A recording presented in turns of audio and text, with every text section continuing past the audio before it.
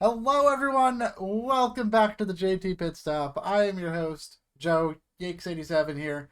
Up there is Trevor, and we're gonna talk Martinsville and how it's still broken. So, uh, Still broken. it's still broken. Uh, I don't know if it's broken, but I feel like NASCAR is broken right now. yeah, something needs to be done because man, this 2 years in a row now. You go to Martinsville, and it's just, ooh, Martinsville's supposed to be that one you got circled Yeah, every year. That's like, oh man, we're going to Martinsville. Like this is going to yeah. be great, and it was not great. It was the listen. Before we get into the race, let's talk.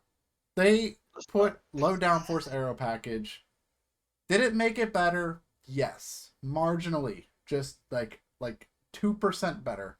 Um, However, the main problem with the short tracks is not the aero package. It is not the downforce. It is the shifting and the lack of power and the just stupid wide tires they got on these next gen cars. So Well, can you say that though? Because the Xfinity race wasn't any better.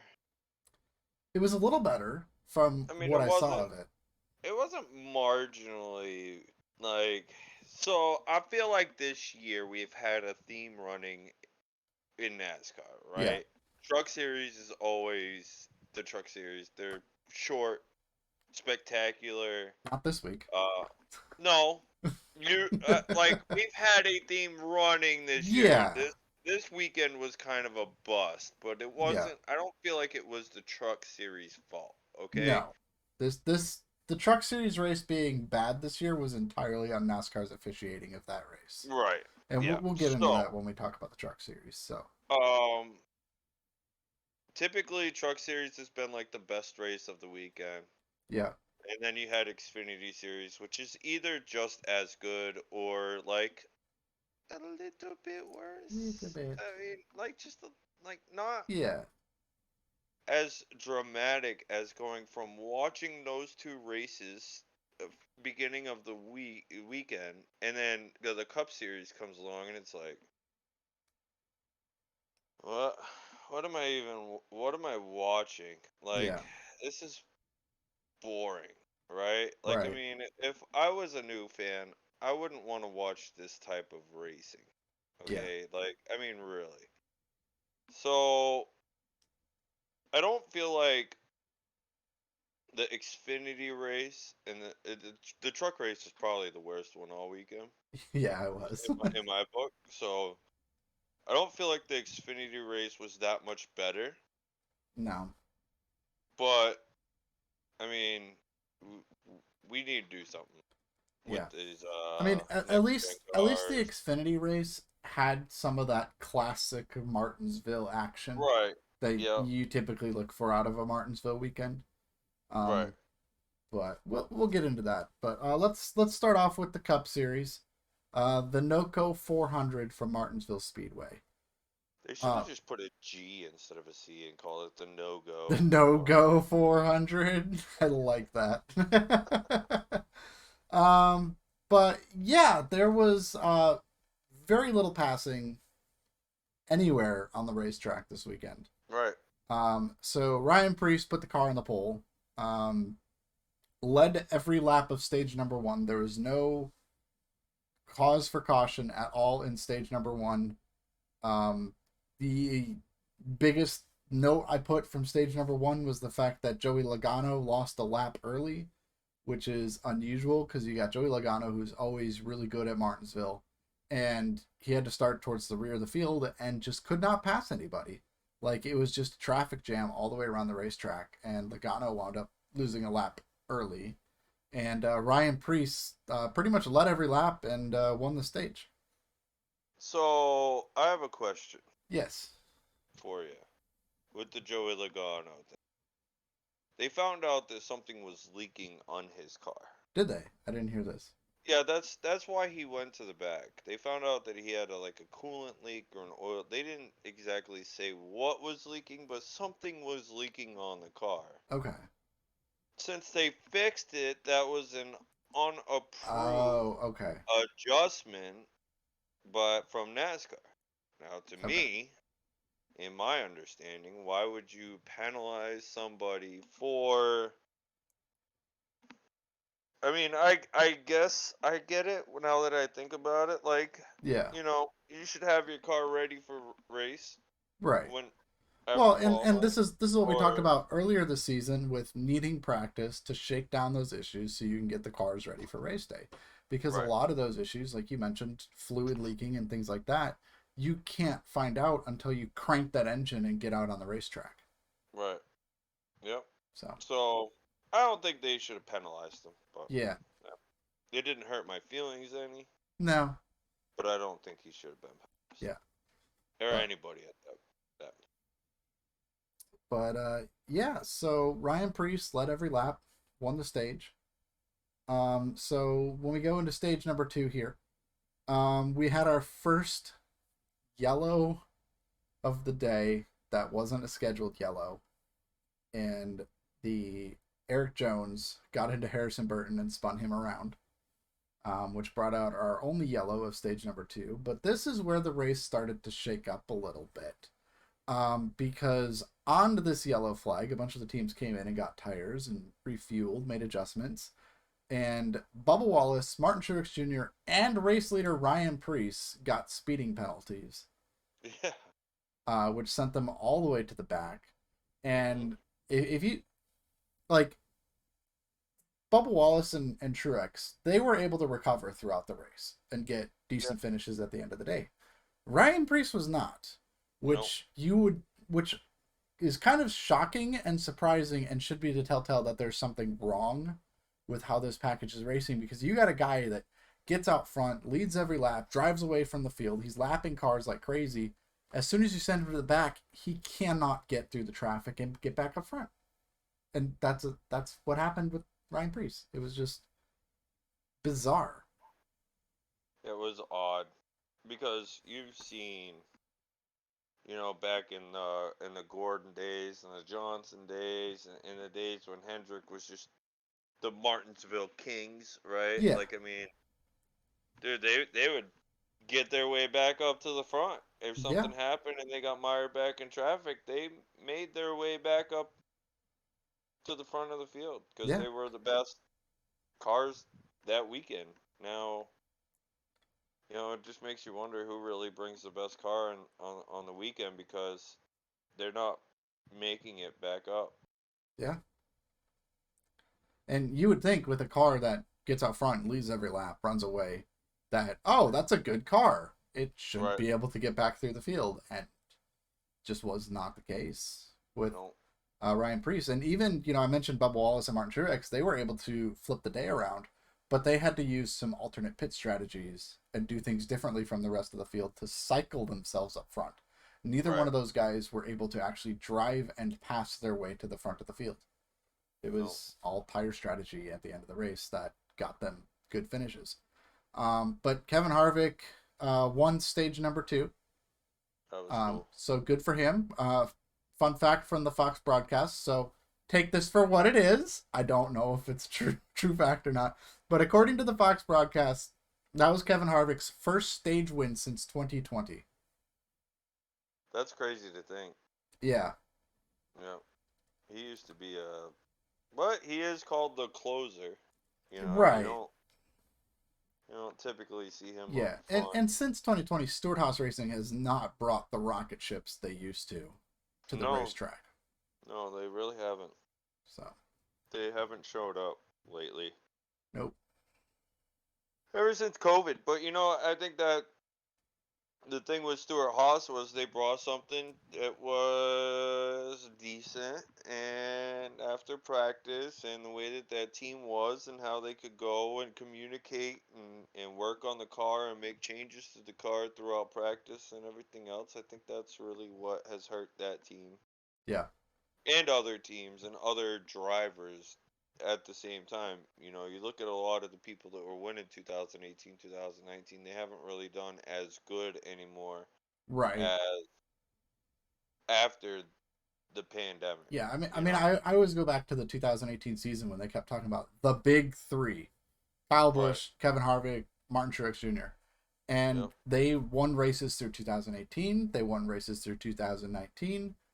COVID hit, practice stopped, and the only one that was actually able to continue through that was Kevin Harvick.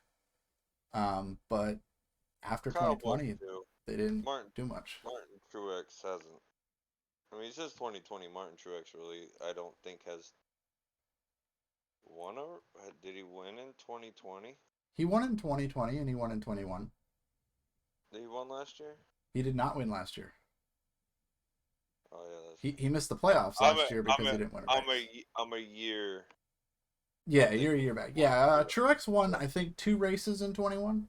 I think he won Okay. Martinsville and Phoenix, but that was it. Okay. Yeah. All right. That Uh, makes sense.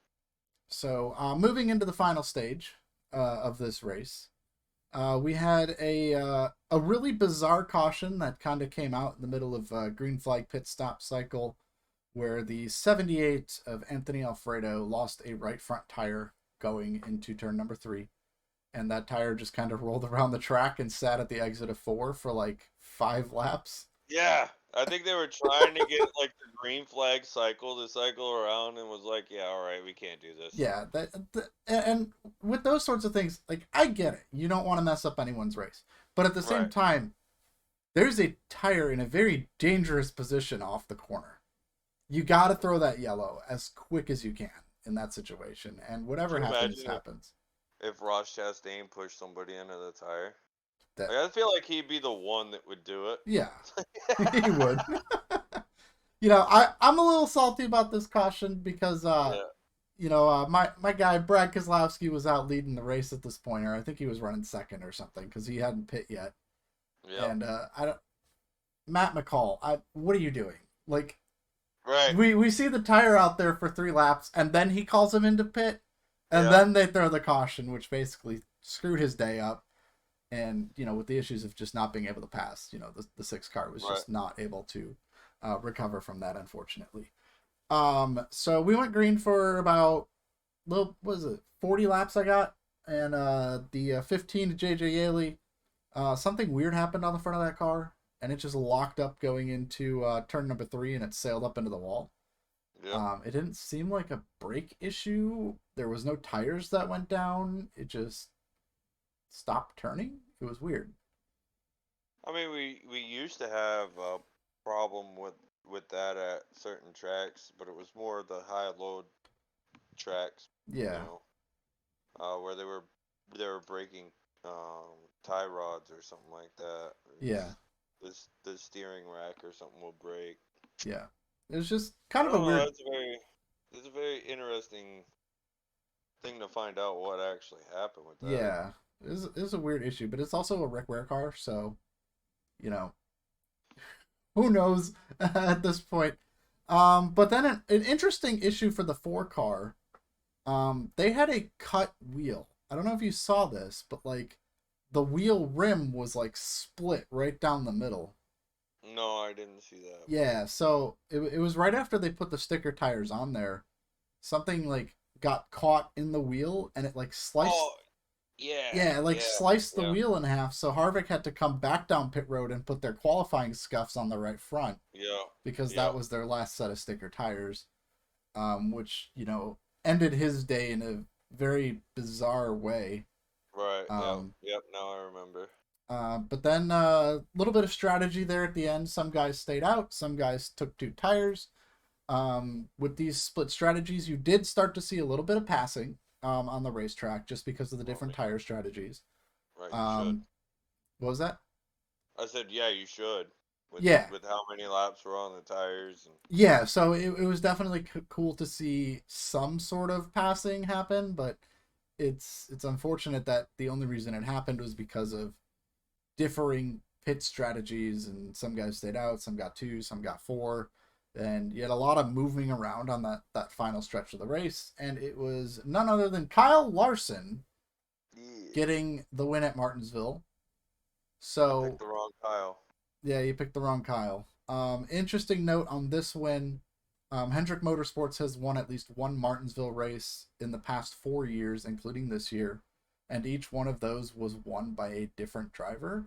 So now Yep. all 4 drivers on the Hendrick roster have won a race at Martinsville, which knowing Hendrick, that's very important to that organization to go to There was, Martinsville and perform. this is also other crazy timeline of events that have happened this year alone, Yeah, right? And it's crazy that it happens with Kyle Larson, but Kyle Larson won on Ricky's birthday, right? yeah, Ricky Hendrick's birthday, and then this weekend at this track was the weekend that cemented Hendrick Motorsports as being a race team. If they yeah, didn't win with Jeff Bodine at this track yeah, on this weekend in like 1985 or whatever it was, yeah. There would be no Hendrick. there would be no Hendrick Motorsports.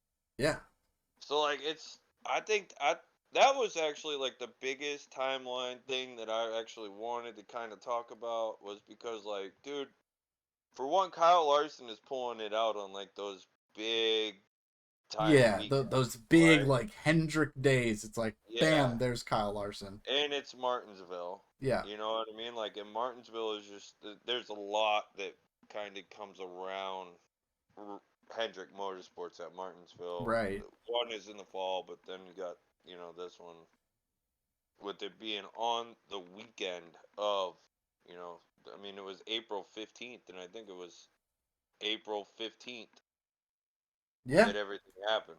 So, I mean, it yeah, was like that day, Ricky's birthday, Kyle Larson is pulling it in and just like cementing Hendrick Motorsports as like the the big key days. yeah, Pretty cool. yeah, for sure. So yeah, that was the end of the race. Kyle Larson did a pretty cool burnout. Also want to shout out Chase Elliott. In his return, he got a top 10. Yeah, Exceeded I my was scared. expectations for him, so super happy I about was that. I was scared. I was Yeah, sitting there watching for most of the race and like, come on, Chase. What are you like, dude? You're running 25th, 28th, yeah, like, and then at the end of the race, I was more focused on what Kyle Larson was doing and what was going on. yeah. Along with the broadcast was too. I don't think they really touched on it. And the next thing you know, Chase came home in 10th place. I was like, all right, All ready to right. go, dude. Yeah, yeah.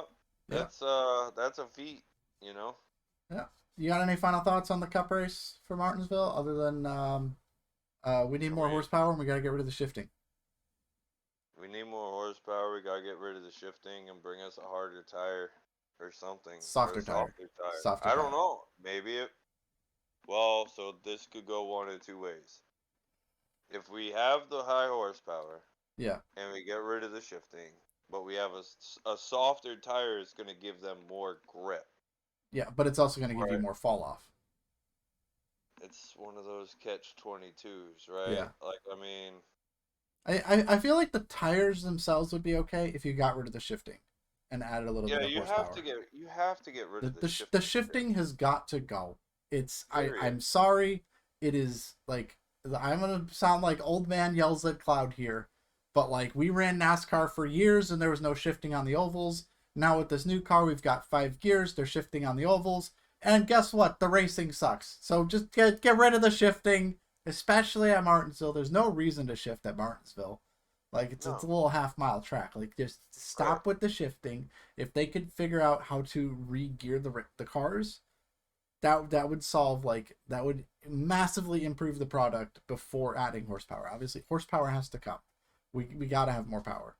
Right. I don't know if we'll ever get more power, but it would increase the package, the entertainment of the race tenfold. Well, I mean, obviously NASCAR listens to Denny Hamlin down or Yeah. Denny Actions Detrimental or whatever the Hmm. Denny Hamlin's podcast, right? Yeah.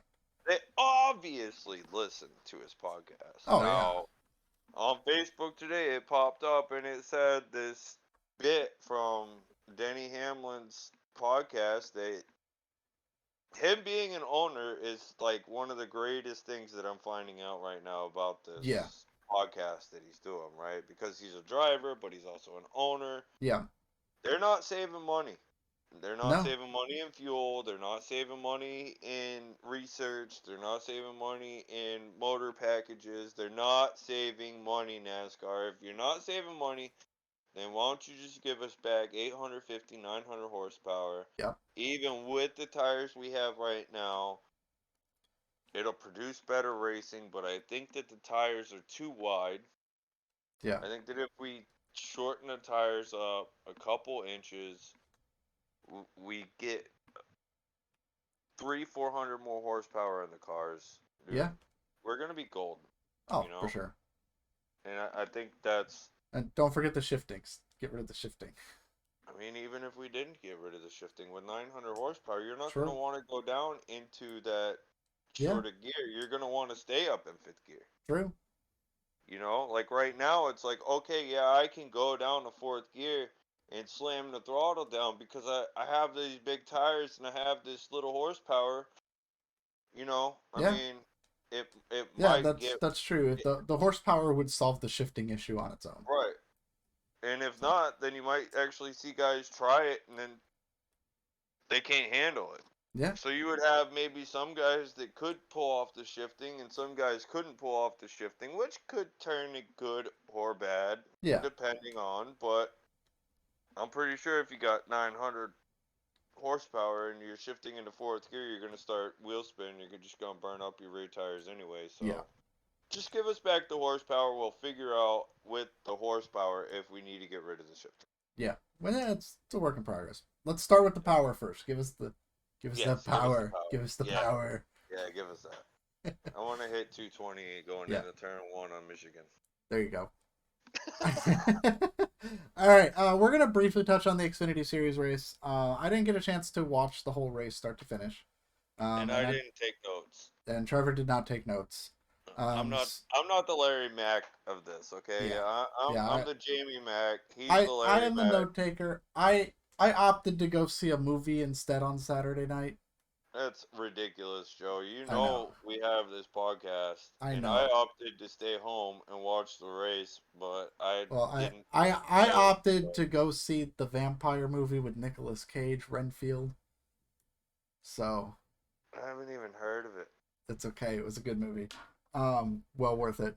Probably more entertaining than the race I would have seen. So, Uh, eh, maybe. But let's talk about some highlights here. So, real quick, my notes are entirely off of the extended highlights video that NASCAR put out. So I'm gonna go over each one of those highlights and we'll talk about the race. Okay. okay. So, stage one was won by John Hunter Nemechek. Yep. Um, Dominated the whole thing. It was yeah, ridiculous. Pretty boring. Yep. After that, there was a pretty cool battle between Barry, Smith, and Nemechek. Kind of Yep. beating and banging, pushing each other around. Classic Martinsville action. It was That was wonderful. actually kind of fun to watch on the highlight reel. That was cool. And John Hunter Nemechek went on to win stage number two. Just Barely. he was the best one out there. Not on the long run though. Not on the long run, no, but on the short No. run, he was one of the best Yep. guys out there this weekend. And then we had a series of big crashes in the final stage. There was one with Joe Graff Jr. and Emmerling kind of got up into the wall together, the 38 and the 43. Then a weird checkup from the 07 just kind of slowed up off the corner, got run into, spun out, and just everybody just piled into it in the back of the field. And then a big one, the 19 got into Sam Mayer, sent him up the track and collected Riley Herbst, took both of those guys out of the race. And then John Hunter Nemechek went on to win the race and set his car on fire because we still have mud flaps on the cars. Yeah. So Tell me about the Xfinity race, Trevor. Josh Berry, oh, man, I feel so bad for him, dude. I really do. He was the one that really stood out for me. John Hunter was really fast. I mean, he won the race because he was the fastest guy out there. Yeah. The Gibbs cars showed up this weekend in Xfinity. Josh Berry's team was pulling some alternate strategies than what everybody else was doing, which got him up to the lead. Yeah. And it was actually actually crazy because there was one of those cautions, and I can't remember which one it was, but one of them, Josh Berry had like went out there and I think stayed out on like some 30, 40 lap old tires. Well, John Hunter pit and he had to make his way back up through the field. By the time he made his way back up to through the field, like Josh Berry had like a 2 or 3 second lead. Yeah. And not until the caution came out did John Hunter actually catch him. Yeah. Like he was on older tires, but he had pit right before. It was like during those caution flags. He had pit, but he wasn't really like pushing hard. He was just kind of like saving tire. Yeah. And if one of those cautions hadn't come out when they did, and Josh Berry's pit crew is the one that lost it for him this weekend. Yeah. He came in the lead and then came out like fifth or sixth off the pit lane. And from then, he just didn't have anything after he went through the traffic for John Hunter Nemechek. So, Yeah. way to go, Junior Motorsports pit crew, for losing that race for Josh Berry. I mean, Great job, guys. Great yeah, job. yeah, it's really one of those. Yeah, it was. Like I was. If my TV didn't cost so much money, I would have definitely thrown something through it. Wouldn't have been worth it. No, it wouldn't have been pretty. My Yeah. wife probably would have killed me. That's why I didn't Yeah. do it. But yeah, it was sad, dude. That's pretty much all I got about that. It was just, but it was typical Martinsville racing, like through Yeah. the whole field. It was good battling, passing for once. Um, this weekend we actually had some good racing. It was the best race of the weekend for Yeah. sure. For sure. I'll have to see if I can get a hold of the video when it comes out tomorrow and watch that. Yeah. Oh, Pretty it was fun. good. Yeah, it was definitely a good race to watch. All right. Well, let's move on and talk about the disaster of the weekend. And if you Yeah. thought the Cup race was a disaster, then hold on to your hats because we're about to talk about the Truck Series race, which NASCAR decided this year that with rain tires, they don't want to call them rain tires; they're wet No, weather. they're not. They're not rain tires. They're Okay. wet weather tires. Let's be perfectly clear here. So, Yeah. they put together this wet weather package with wet tires, mud flaps, and wipers, and blinking lights on the trucks and cars, so that if it rains, they can half dry the track and just send them out there under a wet track on these short ovals and help get some racing in and dry the track faster. Yeah. I was expecting with the trucks racing on the wet, it was going to be just a mess. But the problem is the track was like half dry when they decided to send the trucks out anyway. Yeah. So they were basically racing on a dry track with wet tires. And so you had so much fall off. And Kyle Busch just set sail and just took off. And then NASCAR threw a caution on lap 25, a competition caution because of the rain, that allowed the teams to come down and swap to the slick tires. However, because they didn't actually dry pit road before the race started, after they threw that competition caution, the trucks just ran under yellow for like 25 laps while Dude, they yeah. dried pit road. Yeah. And then they came in and put the slicks on and then ran like a 5-lap shootout for the end of the stage. Dude, all I watched was 10 laps of caution in the truck race because they were riding around under caution for like 10 laps. Yeah.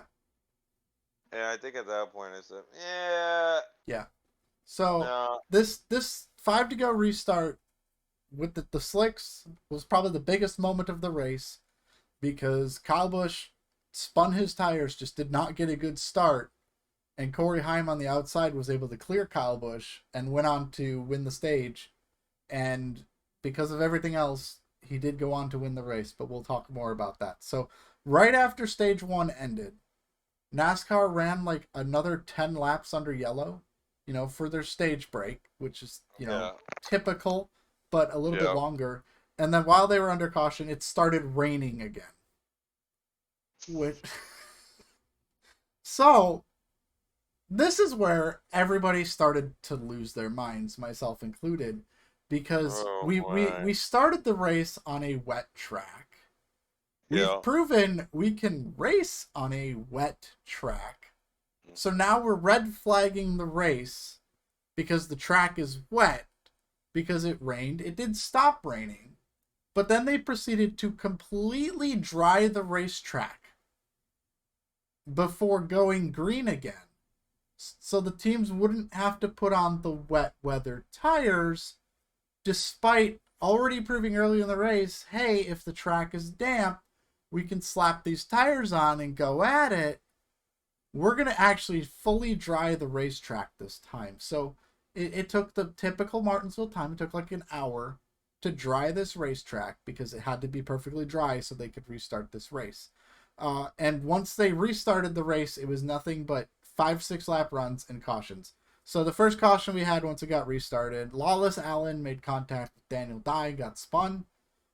Stuart Friesen cut a tire after making contact with Chase Purdy and spun out. And that, just those 2 quick short runs plus all that time we ran under yellow, brought us to the end of stage 2 where Corey Heim won. Never really had to really fight anybody off because it was just kind of get clear into turn 1. Long run never came into play at all tonight. Oh my. And so after Corey Heim won stage number 2, we restarted and it was typical Martinsville race. A lot of teams actually opted to stay out here because they put like no laps on the tires, and there was more rain on the way anyway, so nobody was willing to give up their track position except a few people in the back.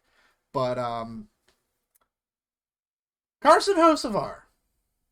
I've seen the highlight on this. Yeah, we'll get to the reason for the highlight, but first I want to talk about. So this is an incident that didn't bring out a yellow, but there was a rookie. I didn't get his name, but there's a rookie. His first ever Truck Series race. I think he was like 16 years old or something, and he gets doored racing Carson Hocevar. Like Carson Hocevar just like doors this guy, and this guy just like is skidding sideways going into the corner in the middle of 3 wide, saves the truck, doesn't hit anybody else, and keeps going. So shout out to that guy, and I wish I remembered what your name was, but good job. Shout out to that guy. Good job, that guy. Yeah, good job, man. Whoever you are out there, you know who you are. You know who you are. So if you're watching a JT Pitstop, do we really appreciate you? Yeah. But shout out to No Name Guy. That guy. Good job, man. You got the gold star from the JT Pitstop. You know who you are. Did you see that trophy? That's for you, yeah, man. Good job. Go pick it up. Good job, that guy. So, shortly after, Daniel Dye spun out, and then it started raining again. This time we did not lose the track, but it did result in an extended yellow period. I bet it did. Where we went green again.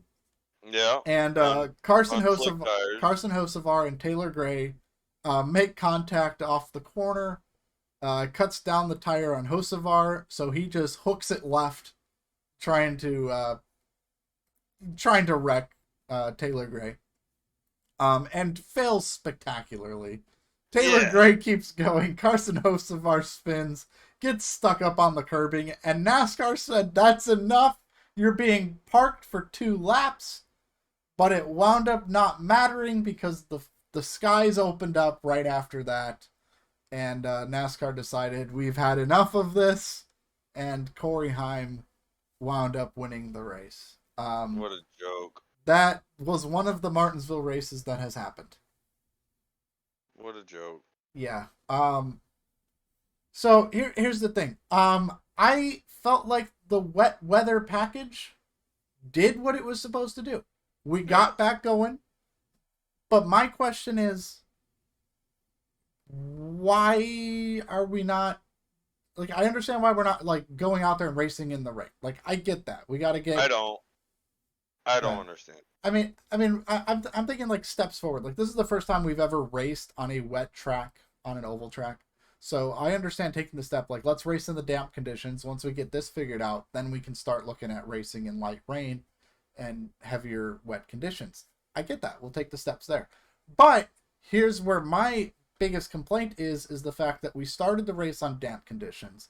We proved that it works, that you can race on this and get the race going. Why then, the second time it rained, were we holding everybody on pit road under red flag to fully dry the track before going again, instead of just saying, hey, throw the wet tires back on, a fresh set of wets, and go out there? Like that was my biggest complaint, was like, if the wet weather package is good enough to start the race, why is it not good enough to switch to in the middle of the race? Dude, I have nothing for you. I don't understand why we're not running in rain. Yeah. Okay, like I get that people probably have nightmares from Coda. Yeah.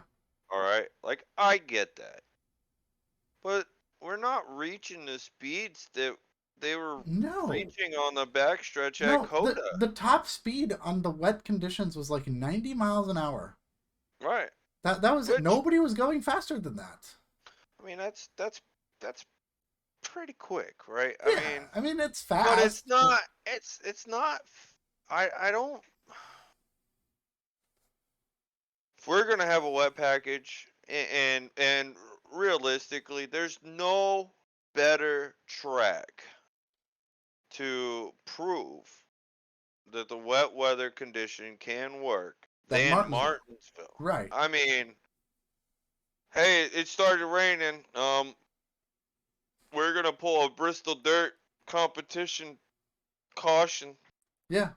where you come in and you keep the same spot getting off. Yeah. Just You know, throw come your in wet and tires on. Let's get out there and find throw out what your wet happens. tires on if you need to cover up a radio or some electronic with a plastic bag or something. Like, push it through. We'll let you guys have 2 minutes or something. Yeah. Instead of a 30-minute delay, 20 minutes wasted on the track of caution laps. Like, I mean, to me, I I don't mean, know, I dude. think it's You I know? think it's as simple as this, right? We either race in the wet or we don't. Right. Like that I that's mean, what it yeah, comes that's down to. We cut and we dry, we yeah. we either race in the wet conditions or we don't race in the wet conditions. I Right. understand not racing in a monsoon like Coda was. Like I get that. Right. Like that Yeah. that was ridiculous. But Right. we're talking a light rain, the track is wet. They have a wiper for God's sakes. They got Right. the mud flaps. They got the blinking lights, which looked ridiculous. But I like the blinky lights. I did, yeah, I thought they were a little excessive, but they serve their purpose for sure. So, Right. like, we have all these things. We've raced road courses in just terrible rain conditions in the past. Why can't we race? We already ran on a damp track. It's Yeah, I don't raining. know. Let's just throw the wet tires back on and go back out there again. Someone has nightmares about rain. Yeah. So I hope that like NASCAR looked at that and been like, oh, you know what? Maybe we could have gone back out there on in the wet weather. You know, I Well, hope this yeah. develops enough that if it is like light raining, we can still keep racing. Yeah, I think it's got to come down to almost a at Martinsville anyway. Yeah. I think you can get away with the even mild rain, Yeah. right? Like, I mean, it's Martinsville for Pete's sake. Yeah. Like, you can get away with some pretty, I don't want to say substantial downpours, but Yeah. you can get away with a nice downpour, Yeah. right? Like, I don't know. I wish it would have rained all weekend. So we Yeah. could have seen if maybe they were like, well, this is just, guys, this is the truck series. We can't have them out there doing these Right. this type of stuff. Like, I mean, it's the truck series. These guys are are effing nuts. Like, True. Yeah, we got Carson Hocebar in the field. We don't want to send them out in the rain anymore. yeah, no, we don't want to do that. But now we got more experienced Yeah. drivers in Xfinity and I Cup, mean, and I it think would I have been think the nice to find out. I think the biggest takeaway is that it worked. Yeah, it did. At the start It of the did work. race, it worked. It 100% worked. It did everything it needed to. It didn't cause calamity at all. And you actually saw some pretty substantial fall off from those tires, which actually made for some really interesting racing when the tires start falling off 2.5 seconds in 20 laps. I mean, that was. Let's just run those tires from now on. Yeah, let's just run those tires. Series. Yeah. But yeah, like it worked. So like, I don't know why they didn't go back out and try it again, unless they're like, you know what, this worked the first time. Let's take our data, we'll reassess this and try it again at the next one. That's the only thing I could think of. But I guess I think it was a missed opportunity. You're giving NASCAR too much credit, dude. Yeah, I think it was a missed opportunity, and honestly, I think it made them look like really dumb. Because they look like a bunch of clowns. Yeah, because like you start the race, you start in the race in the wet, and you're talking about, oh, we got all this wet weather package, but then it rains in the middle of the race, and you won't go back to it. So, right. I don't know. Let's talk news real quick. Biggest news, probably the only bit of news, since it is only Tuesday, and we've still got news coming out later this week, most likely. But NASCAR sent a message to the final appeals panel for colleague racing and said, get rid of the points penalty on their penalty. That way it's the same across the board. So NASCAR actually stepped in on this one and said, get rid of their point penalty. Well, look how dumb they looked by not doing it. Oh, yeah. Because obviously, I think in NASCAR's position, they wanted both teams to have the 100-point penalty. But when you had the one appeals panel that got rid of the point penalty for Hendrick Motorsports, and then colleague is like, well, we'll just take a little bit of the points off. NASCAR stepping in is like, if one team, because it's the exact same problem, if one team doesn't get a points penalty, the other team shouldn't get a points penalty either. So kudos to NASCAR for stepping in and making those penalties fair. I don't think we'll ever see this again. I think the next time they penalize somebody for an equipment infraction, that penalty is going to stand, and it is not going to be reversed or decreased. And I think NASCAR is going to make sure of that. So, right. Wow, what a short show. It's only 42 minutes since Martinsville. So, you know what? Pretty sad, man. Yeah, it's unfortunate. I showed Trevor this earlier, but usually my note page is like a full page long for the Cup Series race, and this is all my notes. Not even half a page of notes from Martinsville. That's how uneventful the race was, unfortunately. So, moving forward, we are heading to Talladega this weekend. I think we'll see a decent race. I thought Daytona was pretty good compared to what we saw with this package last year. Atlanta was not very good with these cars. I think Talladega will be interesting. I don't think it's going to be like, oh my god, this is crazy, because they're still only going to be able to go too wide, because that's how the package is. But it's also, Talladega, so, a little extra zip and energy going into Talladega. So Trevor, I'm going to pass this one off to you first. Who have you got to win Talladega this weekend? This is what I'm going to do this weekend. All right. I'm going to give you Brad Keselowski, and then I'm going to take the rest of the field. Okay, so here's the thing. I'm not... So, because... How about that? Can we go with that? No, how about... I got a better offer for you. Since every pick I have made this year has been absolutely cursed and just had a miserable race, I am not picking Brad Keselowski this weekend. Well, I mean, as much as I want him to win. I am keeping my pick as far away from Brad Keselowski as I can. I mean, how do you not go with Brad, dude? Like, it really sucks that we're cursing these people. Okay? I know. Because, like, I feel like we're putting on good, educated picks every weekend that every single time these the person we pick gets cursed. It just has a bad race. So, man, my pick, Do you want me to go first? Nah, I don't care. All right. Who are you gonna curse? Ryan Blaney. Really? Yes, I'm going with Ryan Blaney to win Talladega. He's been really good at the That's a plate good pick. races, especially Yeah, Talladega. yeah. So that was my pick. Obviously, I want Brad to win. I think Brad can win. Oh, he However, can.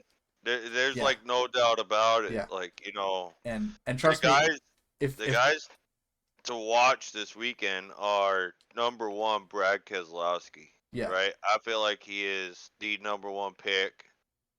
Um, you have Denny Hamlin, who's good. Joey yeah, Logano, who's good.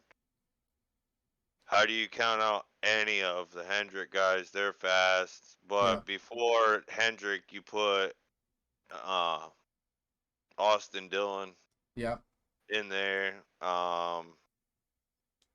Really, any of you betting people out there, those are the people to put bets on yeah, because like you can't go wrong. yeah, I really want to take Brad Keselowski, but I don't want to curse him because I want to see him. I actually want yeah. to see him win. No, believe me, if he Um, wins, I will be having the biggest party celebration. It's going to be a fantastic show next week. yeah, But that's why my pick. I'm staying away from the 6 car this week, and I'm going with the 12 of Ryan Blaney. I think he's going to snap his winless streak this weekend, because he seems to show up when it comes to these plate races, and I think Talladega is his shot. I'm gonna go with Michael McDowell. Michael McDowell, okay, Yeah, it's a good pick. I mean it's really not a bad. It sounds like a stupid pick, right? But like it's kind of one of those like if he gets cursed, whatever. I mean, just Yeah, whatever. But yeah, he could win. he He's could absolutely.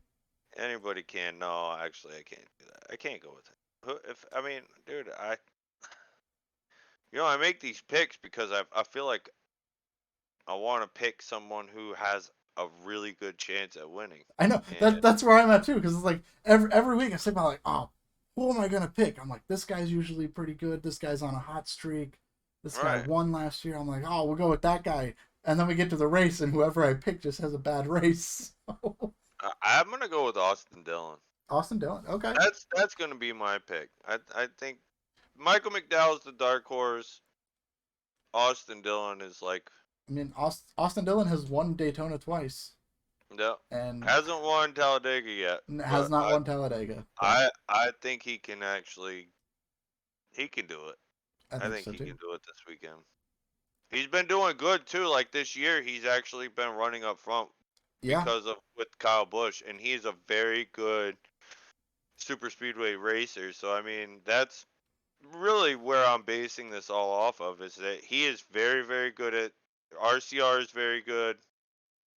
He's been doing like his averages per race this year is hmm like substantially higher than it has been his whole career. yeah. And And Austin is really good at avoiding trouble at these racetracks as well. right, yep.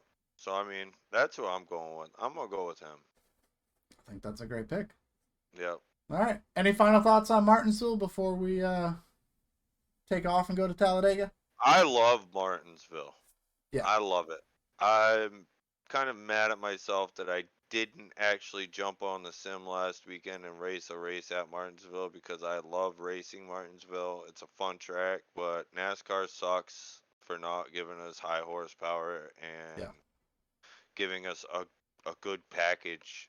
And wet weather tires are cool. I want to see them more often. Yep. I just want to see wetter conditions next Yes. time where you actually see a rooster coming off of the car or something of that nature Yeah. where we have a little bit more water on the Yeah. track. I'd like to get to the point where it it stops raining. You run the air tightens over the track one time, get rid of the standing water, and just say go. I don't even think you should do that. No, just oh, No. it stopped raining. Let's go. Yeah. I mean, heck, dude, if it's not downpouring, Yeah. I mean, if it's a light rain condition, if it's mist, if it's what we call sprinkling, Yeah. then we go with it. All Yeah. right, let's run it out. We got windshield wipers. We got lights. We got We mud got weather flaps. tires. We got cool blinky red lights and everything else, dude. Let's do it. Yeah. Let's go. Why not? Yeah. Look at what F1 races and they ain't got windshield wipers on their visors. IMSA does the same thing. They'll race in downpour. Yeah, IMSA, they got windshield wipers. They'll do it in a downpour. Like, I mean, come on, NASCAR. Get over Coda, all right? Yeah. It was a bad breakup. It's okay. We can get over it and move on. We've moved on past Coda. It's okay. Yeah. Been a couple years. It's all right. All right. Well, thank you everybody for watching. Just a short one this week. Thank you. And we'll see you guys next week as we talk about Talladega. Bye-bye. Yeah, hopefully it'll be better. Bye. Bye.